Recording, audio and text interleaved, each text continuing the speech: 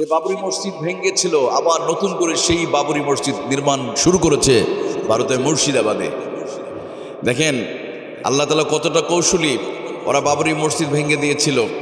যে বাবরি মসজিদে প্রথম যিনি শাবল মেরেছিলেন বলবর সিং, সে কিন্তু এখন বলবর সিং, এখন সে মুসলমান হয়ে গেছে। এখন তার নাম আমির আলী।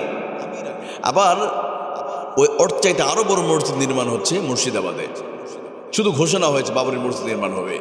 200 কিলোমিটার 300 কিলোমিটার দূর থেকে কৃষকরা তাদের কষ্টের টাকা ইট কিনে টাকা নিয়ে হাজির হয়ে গেছে, কোটি কোটি টাকা হাজির হয়ে গেছে যে আমরা বাবরি মসজিদ নির্মাণে আমরা শরিক থাকবো, এই নির্মাণে আমার সাপোর্ট দিব, আমাদের থাকা উচিত।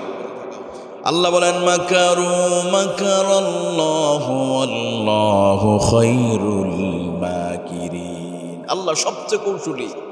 ওরা কৌশল করেছিল বাবরি মসজিদ ভেঙে দিয়ে মুসলমান পুলিশরা রক্তক্ষরণ করবে। আল্লাহ তাআলা এর চাইতে আরো বড় কিছু রেজাল্ট দিয়েছে। যে মসজিদে হামলা করলো বলবর সিং, সেই মুসলমান হয়ে গেছে।